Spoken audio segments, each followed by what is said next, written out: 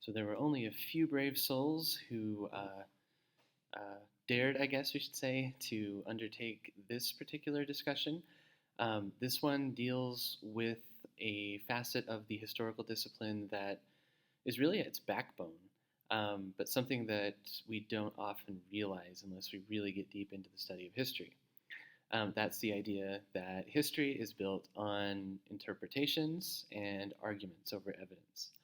And so, by argument, I don't necessarily mean a conflict, but an argument in the sense that authors, researchers make claims about the past.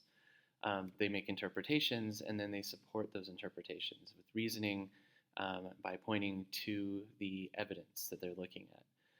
And so all of that taken together is an argument, claims supported by evidence. So you kind of had to wrestle with that notion here. I think I also brought up the term historiography. Historiography, just in brief, is the history of history. Or in other words, it's the history of how historians have interpreted a certain event.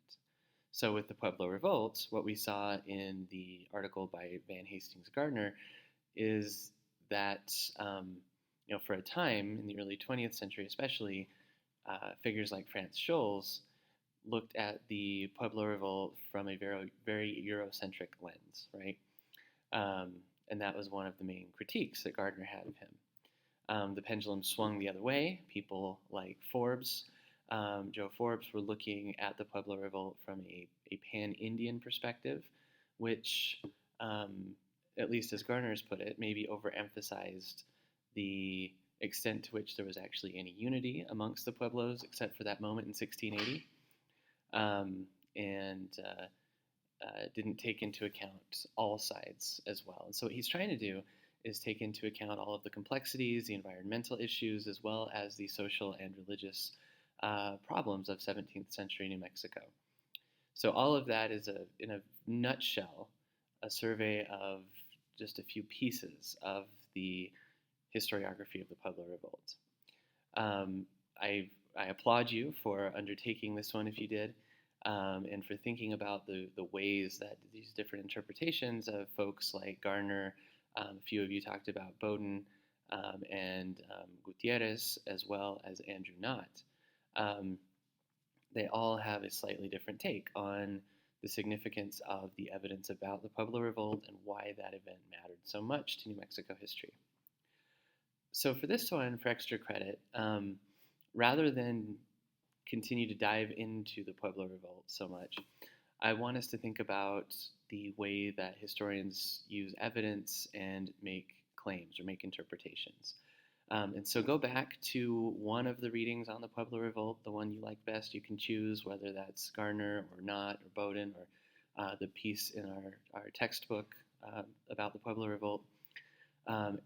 Look at that section or look at a section of that article of your choice and find some evidence, find some interpretations, and write about those. So you have to identify this sentence right here on this page is evidence.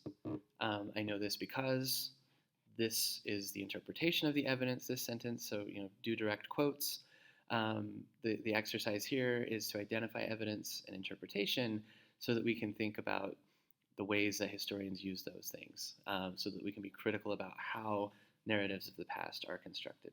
So I hope that makes sense. I'll write it out, the question that you should do if you want the extra credit here. I don't know if I mentioned it in the larger video announcement, but you can earn up to 100 points with this. You just respond here in this forum. The extent to which you go into detail will dictate the amount of points you get. So if you just kind of make some general statements about evidence and interpretation, you can earn some points, some credit. So doing anything will get you some points, and it's all extra credit, so bear that in mind. If you do a super thorough job, though, of citing specific quotes from page numbers in the article that you choose that show evidence, that show interpretation, and that explain why that matters, why it matters to identify both, and how that helps us better understand how history is created, that could earn up to 100 points, or that could earn the 100 points. So hopefully that makes sense. Please let me know if you have any questions, and I will talk to you soon.